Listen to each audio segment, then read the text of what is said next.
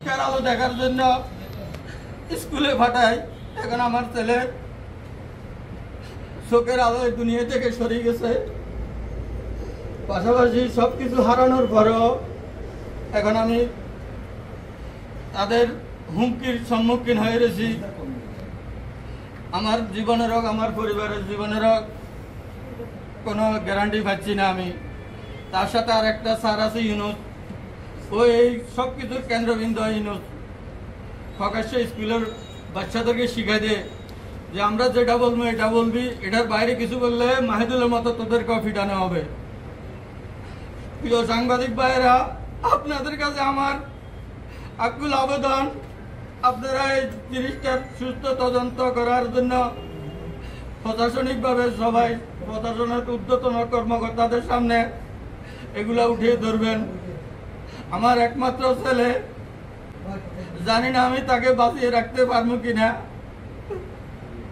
আমার সবার জীবনের সম্পূর্ণ সবকিছু এই ছেলের পিছনে শেষ করে দিছি। নিম্ন স্বাক্ষরকারিণী একজন প্রবাসীর স্ত্রী। আমার নাম হাসিনা আক্তার। আমার স্বামী অনেক কষ্ট পরিশ্রম করে ছেলে মেয়েকে মানুষ করার জন্য কঠোর পরিশ্রম করে আসছে প্রবাসে।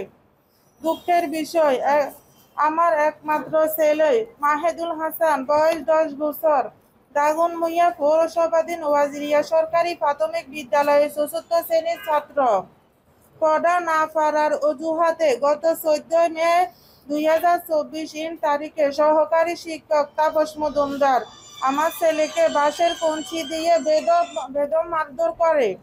এক পর্যায়ে চোখের মণিতে আঘাত করে। এতে তার ডান চোখে বাঁশের কঞ্চি ঢুকে যায়। পরে তারা চোখের মণি থেকে কঞ্চি টেনে বের করে। এতে তার চোখ থেকে প্রচুর রক্তক্ষরণ ঘটে। এখন তার ডান চোখটি নষ্ট হয়ে যাওয়ার পথে। তাকে প্রথমে দাগনভূঞা ইসলামিয়া চক্ষু হাসপাতালে নেওয়া হলে প্রাথমিক চিকিৎসা দিয়ে দ্রুত চট্টগ্রাম পাহাড়তলী চক্ষু হাসপাতালে নেওয়ার জন্য পরামর্শ দেন চিকিৎসক। তারপরে তাকে চট্টগ্রাম পাহাড়তলী চক্ষু হাসপাতালে ভর্তি করি। পাহাড়তলী চক্ষু হাসপাতালে 4 ঘন্টা অপারেশন করার পর তার চোখ থেকে বাঁশের কঞ্চিটি বের করা হয়। সেখানে প্রথম ধাপে 3 দিন রাখা হয়। 3 দিন রাখার পর আমরা বাড়িতে নিয়ে আসি। এভাবে 4-5 বার নেওয়া হয়। তাকে উন্নত চিকিৎসার জন্য ঢাকা চক্ষু বিজ্ঞান ইনস্টিটিউটে নিতে বলেন। সেখানে 1.5 মাস চিকিৎসা দেওয়ার পর তারা জানান ডান চোখ আর ভালো হবে না, চোখের মণি নষ্ট হয়ে গিয়েছে।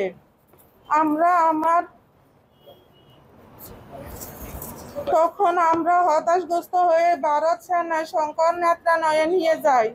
সেখানে আমরা 1 সপ্তাহ যাবৎ অভিজ্ঞ ডাক্তার পরামর্শ বিভিন্ন পরীক্ষা নিরীক্ষা করা হয়। তাদের 4 জন সদস্য মেডিকেল বোর্ডের মাধ্যমে জানান এ চোখের মণি নষ্ট হয়ে গেছে, এখন কোনো চিকিৎসা নেওয়া সম্ভব নয়, চোখের ভিতরে ইনফেকশন হয়ে গিয়েছে। তারা চিকিৎসা চলবে যতদিন ইনফেকশনটা ভালো না হয় ততদিন। বাকি চোখের ক্ষতি হতে পারে বলে ডাক্তারে আশঙ্কা প্রকাশ করছে। একমাত্র ছেলের বর্তমান জীবন মৃত্যুর সন্ধিক্ষণে। তার লেখাপড়া করার মতো কোনো শক্তি সামর্থ্য কোনোটাই নেই। এখন তাকে বাঁচিয়ে রাখাটা মুশকিল হয়ে পড়েছে। এর মধ্যে ঘটনাটি স্কুল শিক্ষক তাপস মজুমদার স্বীকার করে তার ভুল হয়েছে। পরবর্তীতে আমরা উপজেলা, জেলা, বিভাগীয় পর্যায়ে এর সুবিচার প্রার্থনা করে আবেদন সহ অভিযোগ দায়ের করি। পরবর্তীতে শিক্ষক তাপসের বড় ভাই রাজেশ মজুমদার রাগে ক্ষোভে আমাদেরকে দেখে নেবে বলে হুমকি দেয়। তার ভাইয়ের বিরুদ্ধে কোনো ব্যবস্থা নেওয়া কারো কোনো ক্ষমতা নেই বলে তার ধুমকি পান্নাসারে ভয়ভীতিতে প্রদর্শন করায় আমরা আতঙ্কে দিনরাত পার করছি। বর্তমানে আমাদের জীবনেরও কোনো নিরাপত্তা নেই। সে রাজনৈতিক নেতাদেরকে নিয়ে প্রকাশ্যে ভয়ভীতি প্রদর্শন করে বেড়াচ্ছে, যার প্রেক্ষিতে আমরা অদ্যাবধি কোনো প্রতিকার পাইনি। প্রিয় সাংবাদিক ভাইয়েরা, আমার ছেলের উপর নির্যাতনকারীদের অন্যায় আচরণে আমরা কোনো প্রতিকার না পেয়ে তাদের সন্ত্রাসী কার্যকলাপে বিচার দৃষ্টান্তমূলক শাস্তি সহ ক্ষতিপূরণ দাবি করছি। পাশাপাশি নষ্ট বদমেজাজি শিক্ষকের বিরুদ্ধে বিভাগীয় শাস্তি দাবি করছি আপনাদের লেখনের মাধ্যমে। ইন্ডিয়ার যে 60 জন ডাক্তার বৈঠক বসে এরা বলছে যে আপনাদের চোখে বাকিটা বাঁচানোর জন্য আমরা একটা অপারেশন আছে, অপারেশন এটা 4 থেকে 5 লক্ষ টাকার কাজ। এখন আপনারা এখানে করান, আপনারা বাংলাদেশেও করাইতে পারবেন, এই কথা বই এরা ব্যাক করে দিচ্ছে। কারণ এটা ঢাকাতে করাইলেও কমের ভিতরে 3 লাখ টাকা লাগবে। এরপরে আপনার ড্রেসিং আছে, ওষুধ আছে, এগুলো তো খরচ আছে, তাহলে 5 লাখ। এই মানে একটু ধারণা দিছে।